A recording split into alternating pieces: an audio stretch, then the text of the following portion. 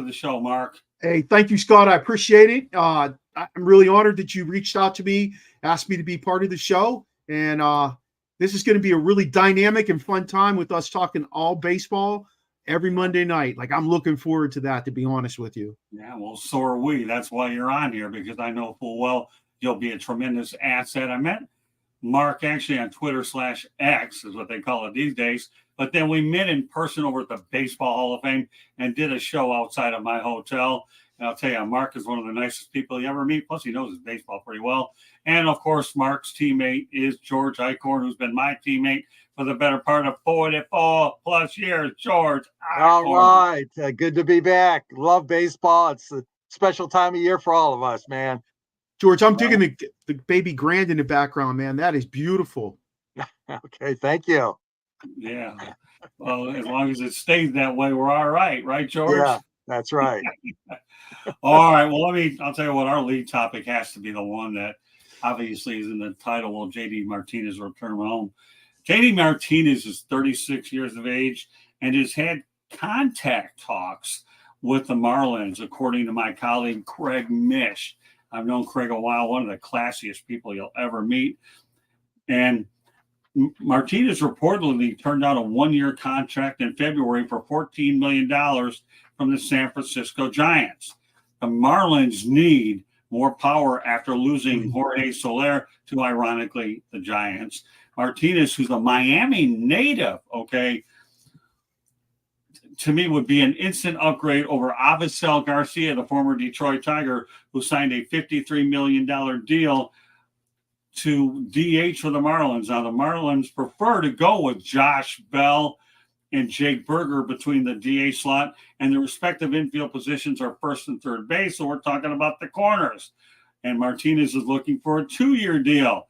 Last year, let's go over some numbers. He hits .271 with 33 home runs, 103 ribbies, 13 games, and he earned his third straight All-Star berth, and his lifetime average is .287 with 315 home runs and 1,002 RBIs in 13 seasons. So here, we're going to start out with the new guy on the block, Mark Meredith. If you're Miami, do you bring JD home?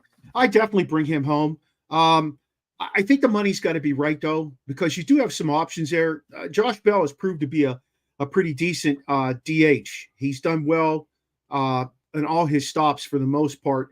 So you're definitely going to get production out of him. Martinez isn't going to get as many at-bats as he has got in the past. He's not going to get as much on the field as he has in the past because, like you said, he's 36 years old. I really got to think about how much I'm going to actually put him in the field.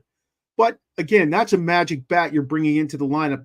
You said all the stats from last year alone, and they were, spectacular stats. You just got to be careful. He's going to want his at-bats. Bell's going to want his at-bats. And, at the end of the day, if the Miami Marlins don't see themselves in a place they want to be come July, they can sell. They could sell Bell. They could sell Martinez and get themselves some prospects to continue the rebuild. So, I see no problem with that at all. What about you, George? Well, I've taken a look at this from a different standpoint, and that's having been blessed to have J.D. Martinez on the hometown team. Of course, I'm referring to the Detroit Tigers. And obviously, you mentioned Garcia. He was also a former Tiger back in 2012 and 2013. Yes, I agree. I think he makes sense for the Marlins, but you hit right on the head, Barber, and that means you got to have the right contract. And I don't blame JD for wanting 2 years, but right now at this stage of his career, he's been waiting a long time now. Another month has gone by or so, almost an entire spring training, for crying out loud. And you don't want to miss too much more time. He's at a point now in his career where he's got to, and I know he's staying in good shape, but they all do, most athletes. Obviously, baseball players, it's a year-round thing, not like the old days. But what I'm getting at here is that he needs some at-bats, he needs some live pitching, and he should be making that decision sooner than later. There was even some talk, guys, here in town from a local disc jockey or two, that they wanted to, the Tigers should consider adding him, but they're not going to do that. They're too far down on the contending chart, if you will, for a lot of people. So they're not going to spend that money. They want to have Kerry Carpenter as their DH. And then he wants the flexibility, meaning AJ Hinch, to get some other people in there to DH. But yeah, I mean, JD, you got to sign. You're a good player. You are. Well, let me tell you a little bit about the Marlins. Number one, they were fortunate that Detroit Tigers had a healthy Miguel Cabrera when he came down to Miami, and that was worth about 75,000 fans for the weekend.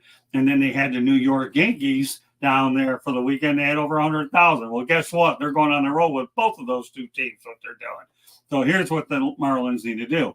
Yes, you need to sign J.D. Martinez, make the numbers work. And not only that, guess what? He will sell tickets.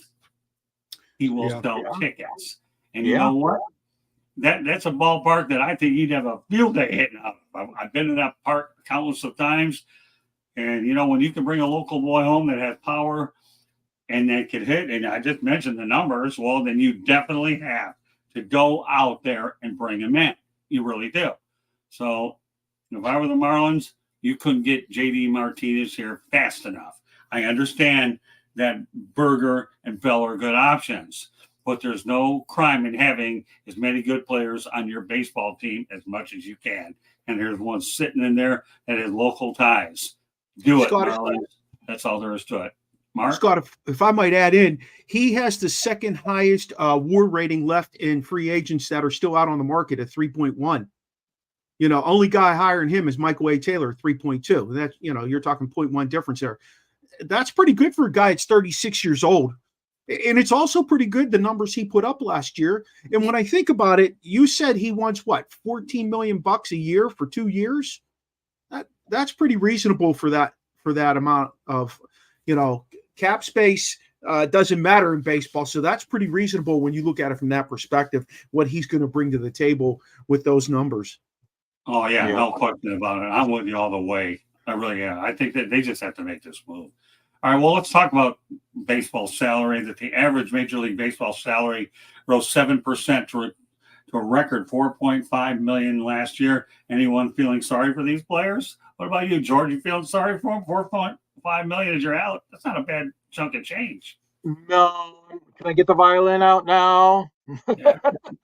No, Scott, I'm not feeling sorry for them at all. I mean, and what you want to see is you want to see the value of the ball player, the value of his salary, increase. I mean, from year to year, it should be going up. Inflation, everything else is going up in this country, and not only that, but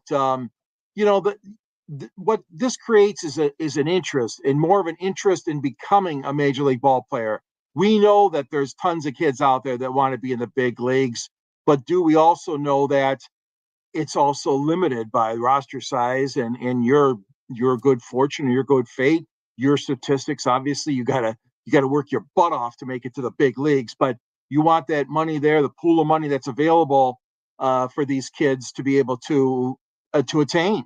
Let's face it, football, they're throwing money around so much. The NFL continues to increase their revenue and increase their popularity. So I want to see, and the NBA, of course, too, huge salaries.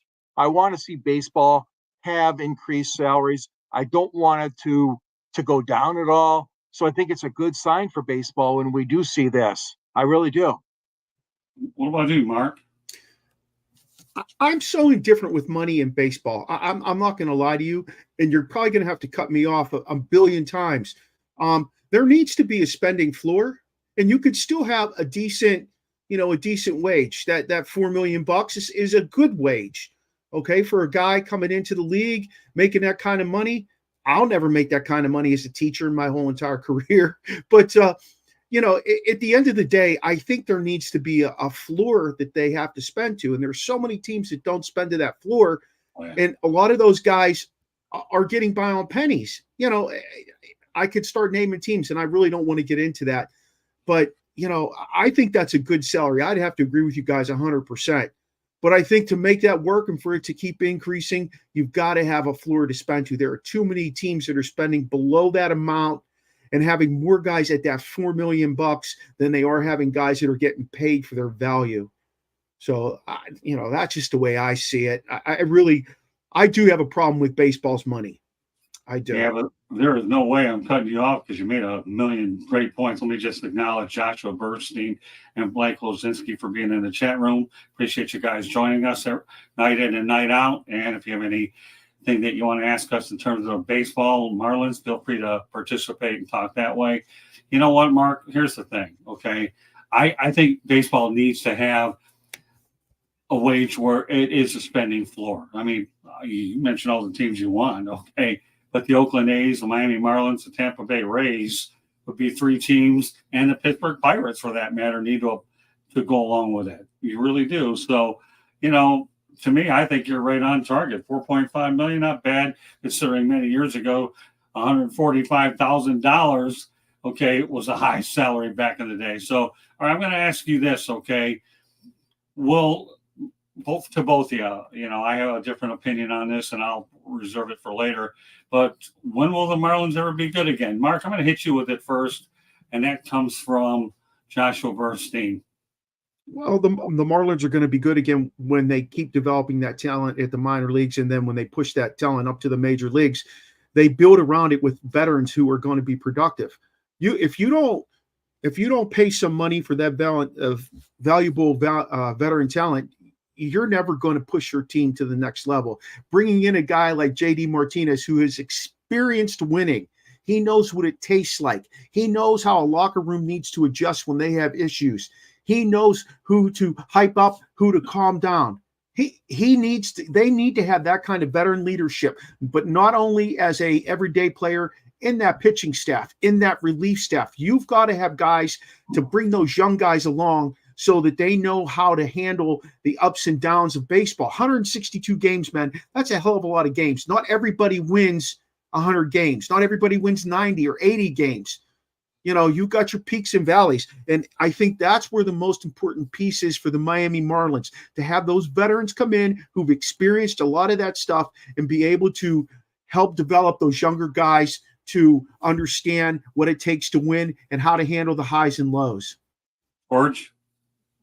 Well, yeah, I mean, we're seeing a similar situation, maybe not on the same level as the Marlins, but with the Tigers and Scott, you mentioned some teams, and the Tigers are kind of in that area where you mentioned they have spent, we know that, but the fact of the matter is Miami is, they do have the potential. The Marlins do have the potential to be a really good team.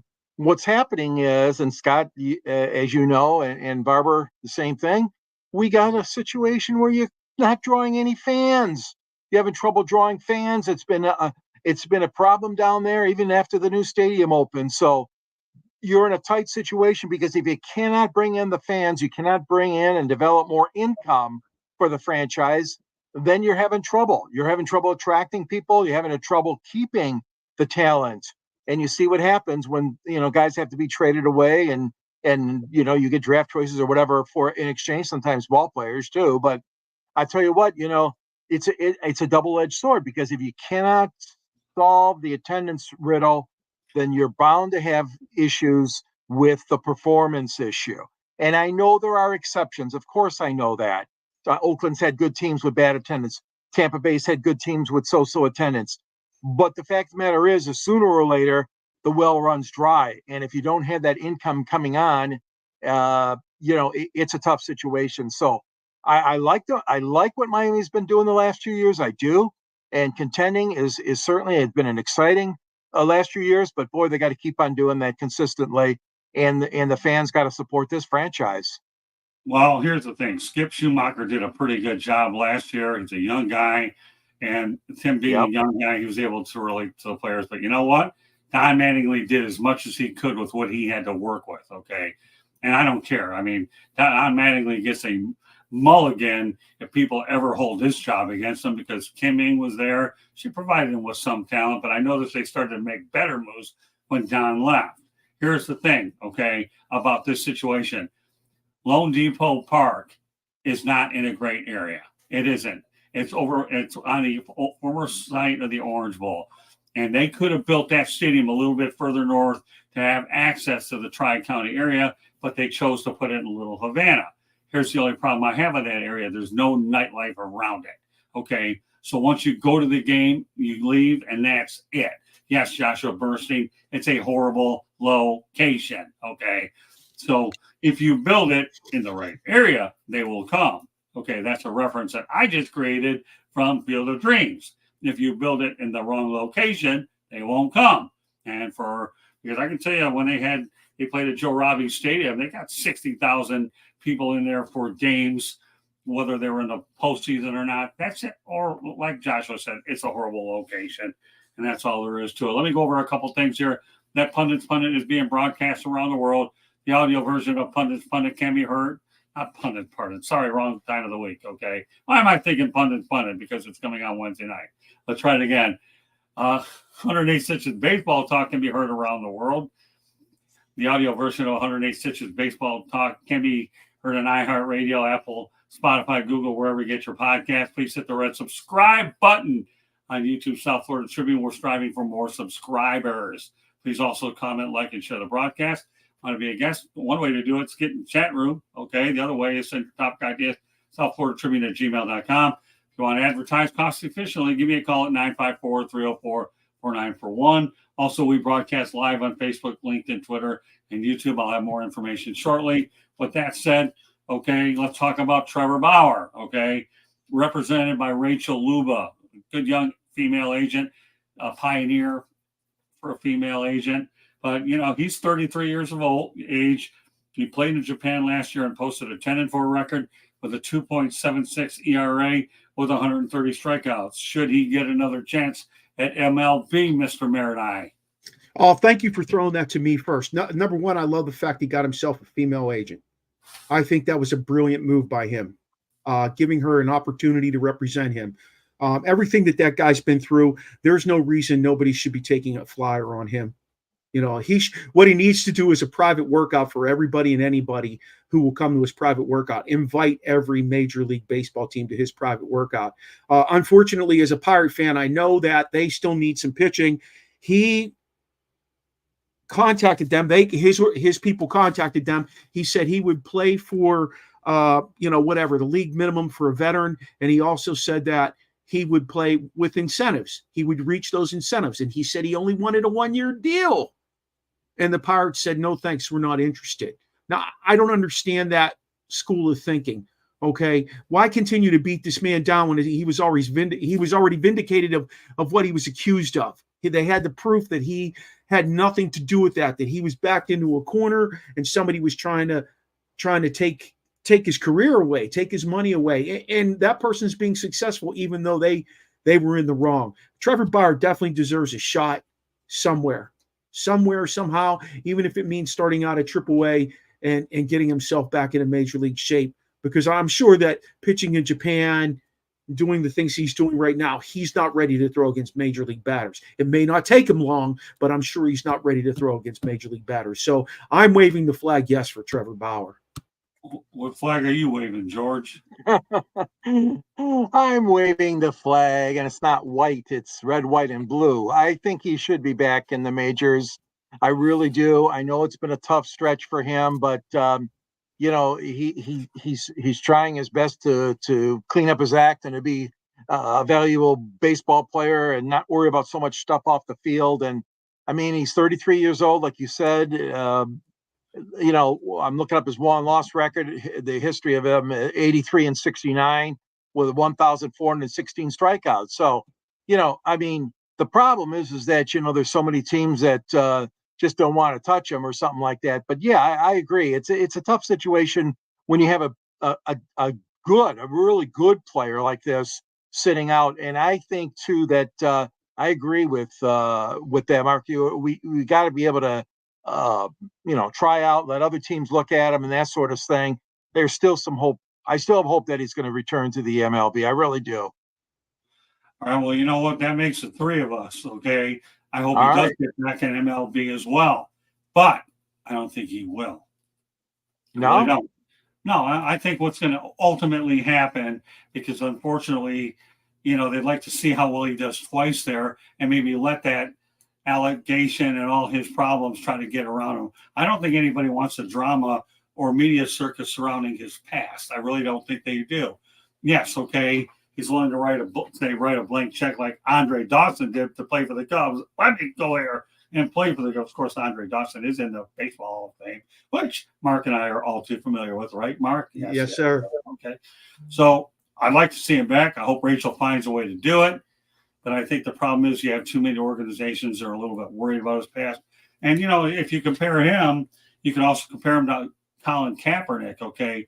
Why isn't he back? And he's willing to, although Collins wants to play for a lot more money, whereas Bauer doesn't care. He doesn't, a 1-year prove-it deal is what they go for these days. So I'd like to see him back, but I do believe that he winds up back in Japanese baseball. I really do. We'll see. Scott, Yeah, Scott, I have a problem with you comparing him to Colin Kaepernick, though. I will tell you that. Number one, Kaepernick was not a great football player. Okay. He wasn't. It wasn't just about what he did with his with the kneeling thing. He has every right to do what he wants to do. That's on him. Okay. I'm okay with that. But Bauer is a good baseball player. Okay. We know he's a good baseball player. He had good numbers when he was in the league. He had good numbers when he was in Japan. And I don't feel like that comparison, and not to be offensive towards you, I don't feel like that. I understand why you made the comparison, but there's a difference between why Kaepernick didn't get another shot, in my opinion, and why Bauer's not getting another shot. Well, let me refute what you're saying, okay? Did Kaepernick with Jim Harbaugh get to a Super Bowl? Yes or no? Can he? Can he? No. He played in the Super Bowl under Jim Harbaugh, right? Yeah, but okay, that's the only reason I mentioned that. Yeah, well, Jim Harbaugh is a hell of a coach, and he played at a time where they were running a lot of zone read with him because he was a good running quarterback. He couldn't pass the ball very well, and they set an offense up for him to be successful initially. Mm-hmm. And when Harbaugh went away, so did Kaepernick's skill. But the bottom line is, I like having dialogue direct like this. This will get the chat room going, by the way. So I'm all for it, Mark. Hit me as hard as you want, and then we'll go ahead and box it out here, okay? Yeah. Because we're good friends anyways. Reality is Colin Kaepernick made it to the Super Bowl, and how many quarterbacks don't get to the Super Bowl? True. All you need to do is look at all the great quarterbacks that have never been to one, and you'll say at least Colin has that going for him. Do I think the comparison is worthwhile in terms of going with Trevor Bauer? No, I think Trevor Bauer's a heck of a pitcher, and he's won, and we already know what his record has been for a while. His problem is he got himself in trouble on social media and kept going after, baseball and the commissioner. It wasn't until he went to Japan how much he missed the American game that he got humbled being away. Okay. Yeah. That's what he did. And he had a good year to go with it. Yeah. So I like Trevor Bauer as a pitcher. But the biggest thing we have to wonder about with any organization, do you want the drama that goes with the production is what you want to do. Do I think his second year might be good to maybe smooth it down? I'll tell you what, if he has another good year in Japan, don't worry, Rachel's job will be a whole lot easier than it is now. Yeah, that makes sense. But I mean, both sides of what we're talking about, Mark, and mine and yours are without a doubt something that people should think about. They really should, because you can go both ways on this topic. I mean, what did he do? Play against a bunch of minor leaguers for the Dodgers and had a pretty productive outlet? That's another story. Hey, by the way, Duncan Lozinski, I got some good news for you and everybody else, because I'm going to get to it right now. I want to let everybody know that, check out our website, www.southfloridatribune.com. You can find us on Twitter /ExitTribuneSouth. Candy's Ebling is behind the scenes of producing the show, but I have some good news on the book front. Okay, you ready, everybody? My book, Lessons from the Microphone, Tuning into the Enduring Wisdom of Visionary Leaders. It pretty much talks about old school versus new school. It's available on Kindle and Amazon. And guess what? It is now available on Barnes & Noble. So I want to repeat, Lessons from the Microphone is now available on Barnes & Noble. So we are actually going out there and trying to get more providers. We got Amazon Kindle, but we wanted to make sure we got Barnes & Noble, and we did, but we are far from finished there for sure. So there you go, Duncan. I told you I had something that I was thinking about, and now obviously I was able to break the news in a way. But no, listen, Mark, I'm with you with Bauer. Okay, well, Audible, how about Audible? I don't know. ask Candy about that. I just tell you what there is, and then what we're going to try to do as they keep coming up there. Good stuff, Josh. Appreciate you, buddy. But but the reality of the situation is, I like Bauer. Think of all these other guys that are getting second chances. How many chances did Greg Hardy get in the NFL? I mean, a lot, right? Yeah. Yep. I mean, talk about lots of players that got second chances. That's another story altogether. It was almost like he kept getting chances though, because he ended up with Dallas, and didn't hurt that you had Jerry Jones either. Yeah, so, I'll just leave it at that. I mean, I'm with you, but I'm talking about players in general, Mark, that are getting multiple chances. Really, right? What I'm talking about. I mean, regardless of what the name is that we're talking about.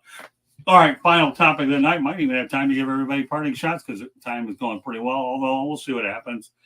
The Tigers won't have Miguel Cabrera this year, but it's worth noting that Cabrera, Willie Mays, and Hank Aaron are the only players in the AL and NL history to finish their careers with 300-plus average, 500-plus home runs, and 3,000 hits. Got to start with the new guy in the block that was at the Hall of Fame, okay? Mark, Miggy is in rare company. I think you should start building his bust now. He's one of those guys who definitely has earned his way to the Hall of Fame. His numbers, to me, are much more significant than what we saw with some of the guys who've gotten in recently, to be honest with you. I think there's guys who've gotten in over the last few years that I have no idea how they did that. And, I just think Cabrera was a hell of a player from the time he was a kid and stepped on the baseball field in Miami the whole way through his career up in Detroit. I mean, he was a consummate professional. I had a student in class one time. Here's a little story for you guys. I had a student in class who was from Cabrera's hometown. His uncle was best friends with Cabrera, and Cabrera would fly them down to his place when he was in Miami or whether he was up in Detroit. He'd fly them in, fly them out, pay for everything. He wouldn't let them touch a thing. And this kid told me that he was probably one of the nicest people he had ever met in his life. You wouldn't know that he was who he was as far as being a professional, athlete, celebrity, all that stuff. He said you would never know that because when people would speak to them out in public, he would stop and have a conversation with them. And guys like that just they really go a long way with who I love to embrace as professional athletes. Well said. That was your parting shot. That was good. I'll let you go out on top of that one. Although you will have an opportunity to let everybody know how you get a hold of you in a moment after George Eichhorn comments on this. Oh, well, you're not going to get any argument here. We've been blessed in Michigan to see him, to see the likes of Cabrera all these years. I'll tell you what, all the ball players that are interviewed and talk about him, as there were a ton of them last year, as the media was descending on Comerica Park to reminisce about Miguel's career, to a man, everybody said, oh, I loved him. He was great in the clubhouse. I learned a lot from him. I mean, Jim Leland, I'll tell you, Jim's going into the Hall of Fame this summer. He'll tell you what a great ball player he was to work with and to be part of a franchise here. So there's no question about it. I mean, definitely, Mark and Scott, we are going to see that, not only the bust, but you're going to see the Cabrera, obviously, jersey retirement in Detroit. You're going to see the statue commission to join the likes of Al Kaline and Willie Horton and Charlie Gehringer and the great Tiger statues that are out there in center field. There's just a great feeling, overjoyed. Obviously, everybody was. The sad part was that near the end, of course, we didn't see the real Cabrera because he had suffered for so many injuries over the past 5-6 years. So the numbers would have been even greater. I mean, think about that, guys. Scott, you already laid it out there for us. You're talking about Willie Mays and Hank Aaron and guys like that. I mean, you've got stats that would have been through the roof, but unfortunately, he accepts it. I mean, there were injuries there, so he couldn't have greater statistics or pad them anymore because of his injuries. But yeah, no question about it. He's one of a once in a lifetime kind of player that people were privileged to see. And I know you folks down in Florida privileged to see him too early in his career. All right, Candy, Blake Lozinski has a one-word answer for what we just said. That. Exactly. All right. Blake, in my terms, it's called great minds think alike, but I like your word better. Exactly. So all I can say about Cabrera, because you guys did a good job, and I said it at the beginning, anytime you could be in a club with Willie Mays and Hank Aaron, you're doing pretty good. Yeah. And that's it. Yep. That's all I'm going to say about the subject. All right. With that said, do you have any extra things you want to add, George, real quickly? No, I'm just looking forward to the start of the season. And I'm glad that the focus is on baseball right now for most of the cities around the country. I know we got this other thing going on called NFL free agency, but for those of us that love the game of baseball, Scott, this is a special time of year, and the attendance has been really good. I noticed in a lot of the ballparks in Arizona and Florida, so there's an excitement that's building. And it's truly a great time of year. What about you, Mark? I'm actually kind of excited when you say that, George. I'm kind of excited for this the minor league all-star type thing that they're getting ready to do. That seems like it's going to be a really interesting thing to keep an eye on, seeing some of the top shelf talent from each team at every different level, I believe it is, and how they can gel together for just a few games to play a bunch of other teams in their perspective, whether it's grapefruit or cactus. I'm kind of excited to see that. I've gotten more into minor league baseball than I do. Like, I do love major league. I pay attention to it. All the whole 9 yards. But over the last several years, I've really gotten into minor league baseball and watching some of these guys develop and come up to the next level. Watch some of them, who are projected to be superstars, never make it. I live really close to Baltimore, and they're my American League team, to be quite honest with you. The Pirates are unfortunately, the Pirates are my National League team and have always been. But wow, you want to talk about an organization that is just absolutely filled with talent at the minor league level. The Baltimore Orioles are unbelievable.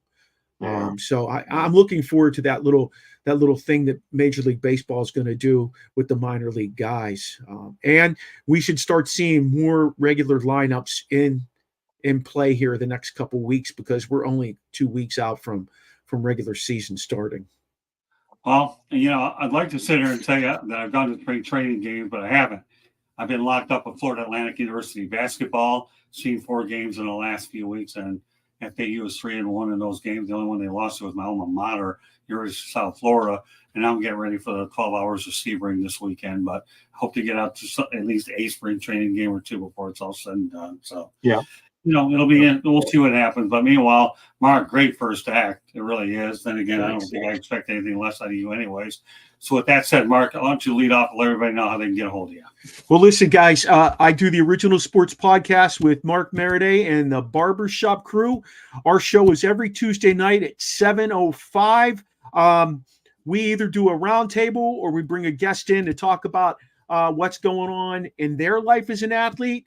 We have some great guests coming on, football related, NBA related. We have a former number 1 pick, Jermaine Jones, coming on the show. He's going to be on in April to talk about the NBA playoffs. We also do one live on location show a month. We go to a local place, whether it's a brewery, distillery, winery, or just an eatery, something like that. And we interact with the crowd there. So we really enjoy doing that. We've been around. Tomorrow night's show will be the last show of season 4. We take a 3-week break and we kick off season 5 on April 6th, which is a Saturday at 3:00. We're going to be at a place in Germantown, Maryland called Beer Taps, which will have a nice little crowd in there.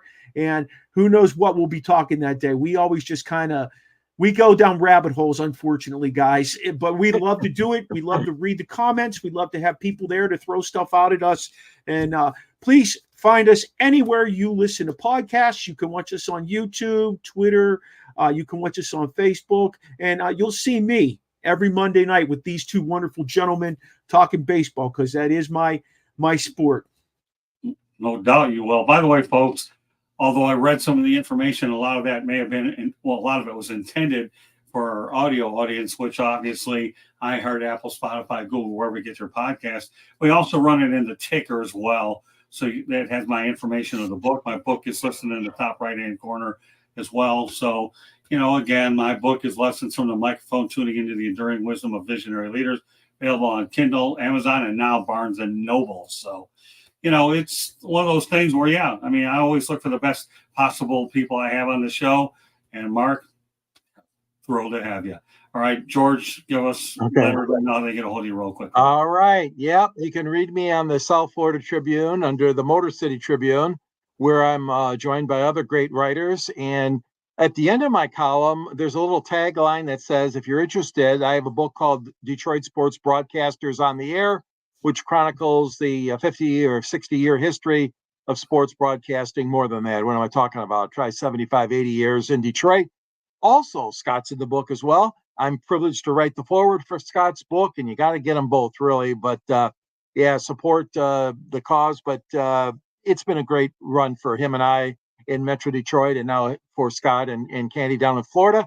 And you can reach me at gicorn@yahoo.com or on LinkedIn at SanGSports99.